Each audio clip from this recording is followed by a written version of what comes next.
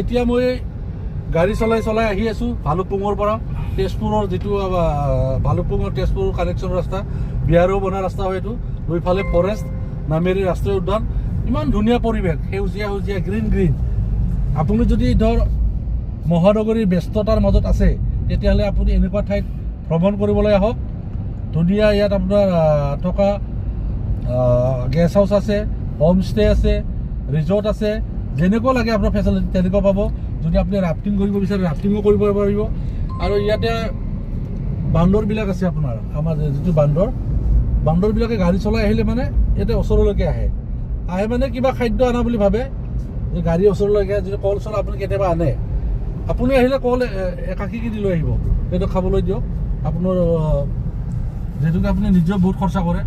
2 টকা আপুনি বনৰীয়া জন্তুৰ কাৰণে খৰচা কৰক আপোনাৰ কিবা এটা মনটো ভাল লাগিব হয় নহয় দোস্তি লগতে আমাৰ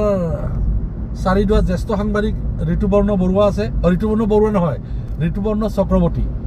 তেখেতৰ লগত বৰ সুসম্পৰ্ক ডিৱাইড থকাৰ পৰাই নহয় তাৰে আগৰ পৰাই তেখেতৰ লগত মোৰ ভাল বন্ধু এটা আজি ইয়াত ওলাই আহিলোঁ খালোঁ বহুত ধুনীয়া এখন হোমষ্টেত খানা খোৱালে লোকেল চিকেন লোকেল মাছ লোকেল ফ্ৰাই লোকেল সৰু মাছ আছে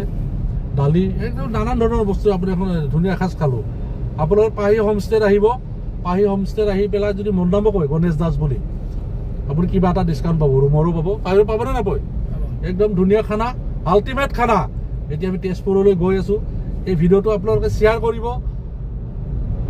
আগলৈকে যেন ইয়াতকৈ আকৌ ভাল ভিডিঅ' বনাব পাৰোঁ আপোনালোকৰ আশীৰ্বাদ অবিহনে মই এই যাত্ৰাত কেতিয়াও সফল হ'ব নোৱাৰোঁ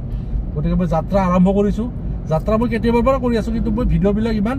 সুস্বাস্থ্যভাৱে মানে সুস্বাস্থ্য হৈ আছোঁ কিন্তু ইমান ভিডিঅ'বিলাক মই বনা নাছিলোঁ মানে টাইমটো নিমিলে কিন্তু আজিকালি টাইমটো ওলাই আছোঁ এতিয়া কিবা এটা পাবলৈ হ'লে কিবা এটা কৰিব লাগিব হয় নহয় দোস্তি কষ্ট কৰি আছোঁ কষ্টৰ ফল বোলে মিঠা এইখন কি লিখা আছে ইয়াতে wear your helmet protect your life মানে সঁচাই মই বহুত ল'ৰাক দেখিছোঁ বাইকখন চলা কিন্তু হেলমেটটো নিপিন্ধে এইটো একদম বেয়া কথা দেই হেলমেট পিন্ধি পেলাই গাড়ী চলাব বাইক চলাব আপোনাৰ নিজৰ কাৰণে ছেফটিটো সদায় ছেফটি সদায় নিজে কৰিব লাগে এতিয়া কোনো ক'ব লগা কথা নহয় বা চৰকাৰেও ক'ব লগা কথা নহয় বাইকখন কিনিছে যেতিয়া হেলমেটটো কিনিব